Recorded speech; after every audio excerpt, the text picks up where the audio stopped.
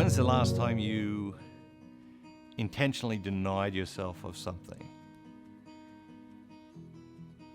At the core of an integrated life is this discipline, and in order to live out this discipline in the moments of the day, we have to learn to deny ourselves. And of course, we live in a culture that is absolutely allergic to self-denial of any form. We live in a culture that says, do whatever you want, whenever you want, however you want, as often as you want.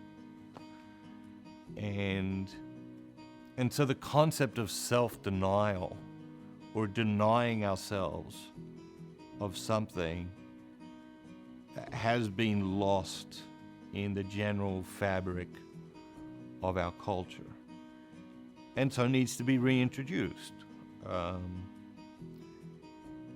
We tend not to deny ourselves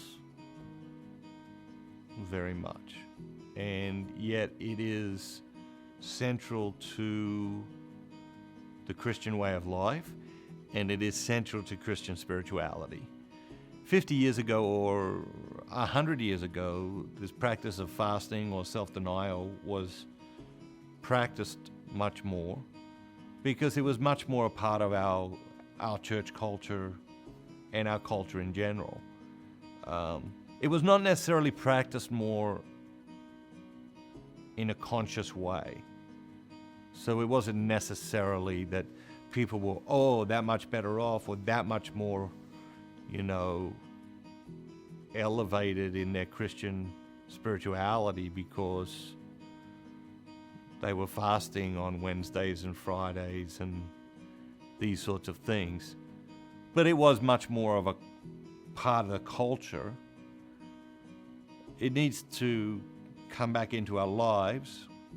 I think bringing it into our lives in an organic way is going to be much more powerful and much more conscious than in a formal way.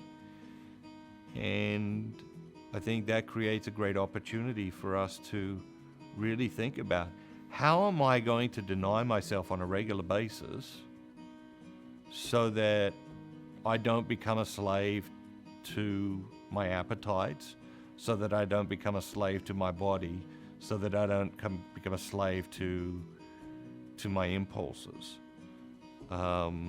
Because God wants you free. You're created for freedom.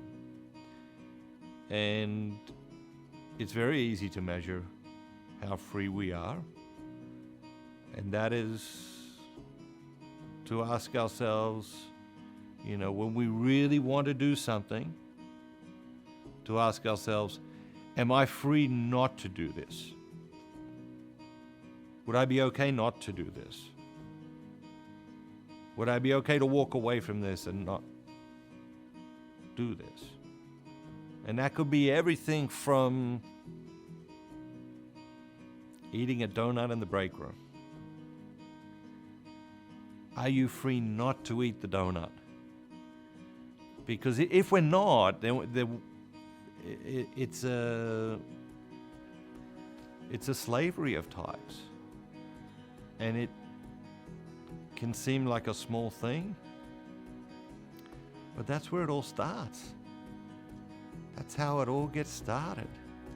These little things, and then the little thing becomes a little thing twice a day and 4 times a day, and before you know it, we're slaves rather than masters of ourselves. Jesus died so we could be free. And so if we're not free, and we're not free because we choose not to be free, shame on us. Shame on us, because he died so that we could be free. So what I want you to think about today is